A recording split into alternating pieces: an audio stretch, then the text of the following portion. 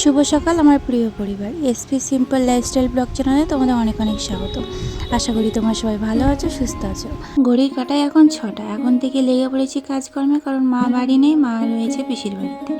তাই এখন যাবতীয় সকালের কাজটা আমাকেই করতে হবে, তারপরে তো বোন সামনে নেবে, সেটা তোমরা ভিডিওতে অবশ্যই দেখতে পাবে। দেখো ঘর চারটিতে লেগে পড়েছি, ওইদিকে মেয়ে ঘুমিয়ে রয়েছে, মেয়েকে তুলতে হবে, এখনও ব্রেকফাস্ট বানাতে হবে, সকলকে চা করে দিতে হবে।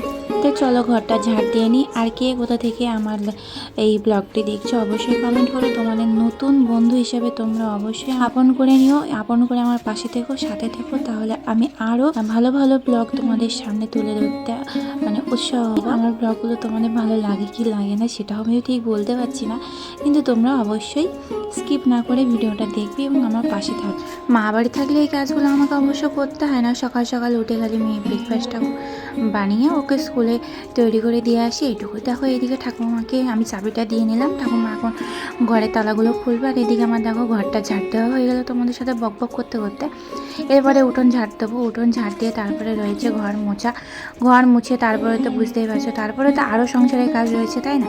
তো চলো ব্লগটা তোমরা দেখতে থাকো।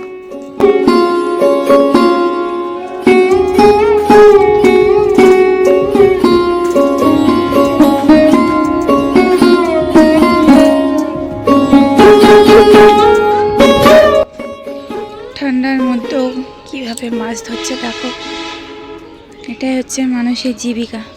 এনারা এই কাজটা না করলে খেতে পারবে না, যাদের যা জীবিকা, তাই না? ঠান্ডার মধ্যেও কি সুন্দর মাছ ধরছে। চলো কাজ করে নিই। এখন সকাল 6টা, এখনও আমার কাজ হয়নি। আজকে মা বাবা বাড়ি নেই, ওই জন্য কাজ হয়নি। চলো কাজগুলো করে নিই।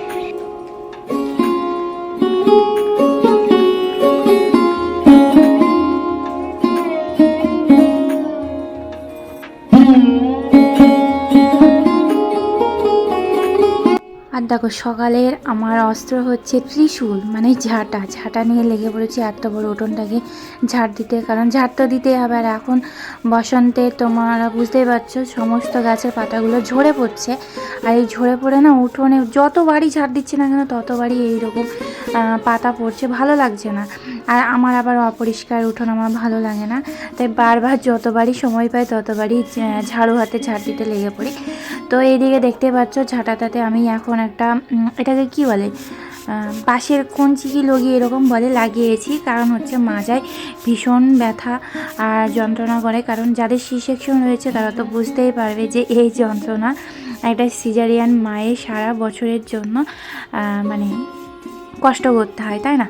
তো চলো তবুও কি করা যাবে, মা ডাক শুনতে গেলে তো এত কষ্ট করতে হবেই, কারণ শুধু আমি নয়, একটা ছেলেকেও বাবা ডাক শোনাতে গেলে আমাদের তো এই ট্যাক্সিটা একটু করতেই হবে। ঝাড়ু দিচ্ছিলাম, ওইদিকে মাছ বিক্রি করতে এসেছিলো, এইদিকে দেখো একটু মাছ নিয়েও এলাম।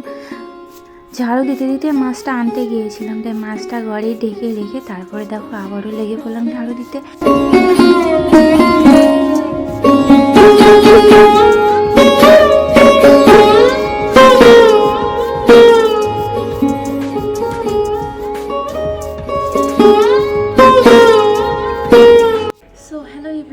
Good morning, SP simple blog চ্যানেলে তোমাদের অনেক অনেক স্বাগতম। আমার সিম্পল লাইফস্টাইল তোমাদের কেমন লাগছে তোমরা অবশ্যই জানিও। আর যে কটি ব্লগ পেয়েছি তোমরা অনেকেই রেসপন্স দিয়েছি, নতুন নতুন ব্লগ শুরু করেছি, তো তোমরা সাথে থেকে পাশে থেকে এইভাবে দেখতে থাকো। তো চলো কাজকর্মগুলো করি, তোমরা স্কিপ না করে পুরোটা দেখো, অবশ্যই আমার পাশে থেকে আর একটা লাইক করে সাবস্ক্রাইব করো। চলো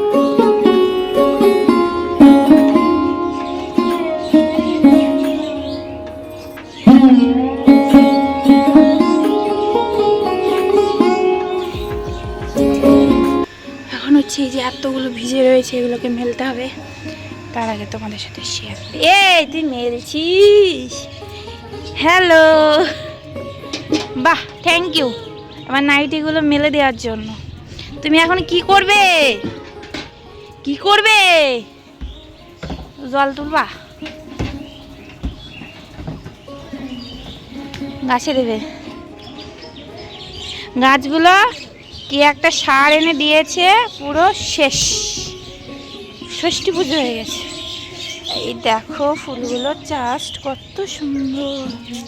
এবার এইটা দেখ, এইটা কত সুন্দর ফুটেছে। আজকে প্রজাতন্ত্র দিবস। 26 পিটুনিয়াগুলো দেখ, উফ পিটুনিয়া।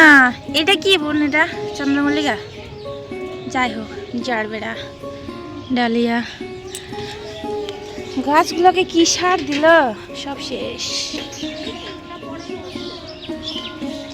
কিন্তু এইবার গাছ কিনে কিন্তু আমি ঠকে গেছি। কেন বলতো? মানে ডালিয়াগুলো একদম ফুটছে না। না না, পুরো মানে এবার ওই সার দেওয়াতে পুরো শেষ। এ বোন,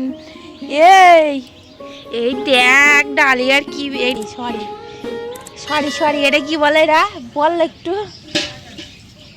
এদের ড্রাগনের বাচ্চা বেরিয়েছে, দুটো বাচ্চা। এটা হবে না ছোট, এটা মনে হবে না যত সম্ভব। কি সুন্দর লাগছে, উফ ড্রাগন হয়েছে ড্রাগন। চলো আমি জামা কাপড়গুলো মেলে নি, বক বক না করে।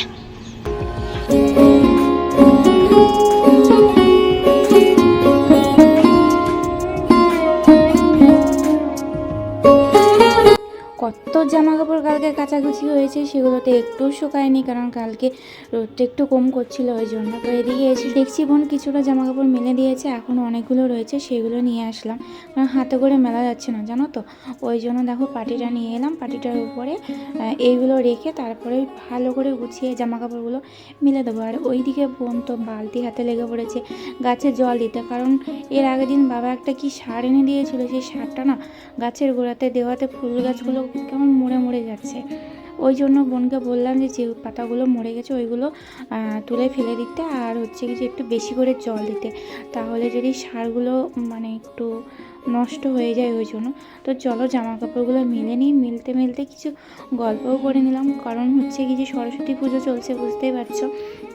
আর সবার তো সরস্বতীর ঠাকুর বিসর্জন হয়ে গেছে। আর আজকে হচ্ছে, যেদিন আমি ভয়েস দিচ্ছি সেই দিন হচ্ছে কি যে তোমার আজকে আমাদের এইখানে হচ্ছে আরও। তো তোমরা সকলে চলে এসো, নাচানাচিও হবে, ঠিক আছে। তাই বোনকে বললাম চল তুই একটু হাতে পাতে এলে দে জামা কাপড়গুলো, কারণ হচ্ছে সবে তো এখন তোমার হচ্ছে 8টা, এখনও তো রয়েছে রান্না বান্না, সেইগুলো করতে হবে। তাই একটু ঝটপট খুলে কাজগুলো করে নিতে হচ্ছে। কাজগুলো না করলে, মা বাড়ি থাকলে তো আমাদের কোনো ব্যাপারই নয়, মা রান্নাবান্নাটা সামলে নেয় না, বিশেষ করে মা দোকানে রান্নাবান্নাটা সামলায়, আর বোন হচ্ছে বাড়ির রান্নাবান্নাটা করে। ছাদে থেকে নিচে এসে এখন দেখছি মেয়ে বাদাম নিয়ে বসেছে, তাই এখন মেয়েকে বলছি দিয়ে আমিও দুটো বাদাম খাই। তো মেয়ে বলছে মা আমাকে এই খোলাগুলো একটু ছাড়িয়ে দাও না, কারণ হচ্ছে এগুলো খুবই শক্ত, আমি পাচ্ছি না। তাই মেয়েকে এখন বাদামগুলো ছাড়িয়ে দিচ্ছি, ও খাক। আর ও সত্যি কথা বলতে ছোটো তো পারে না, তো ওকে তো দিতেই হবে, তাই না। আর এইদিকে লটারি পেয়েছে, বলছে মা দেখো আমি লটারি পেয়েছি। লটারি দিয়ে ওইটা একটা খাম করা হয়েছিল। এদিকে ঠাকুমা বড়িগুলো রোদে দিয়েছে, বড়িগুলো রোদে না দিলে পারে তোমার গন্ধ হয়ে যাবে, তাই না।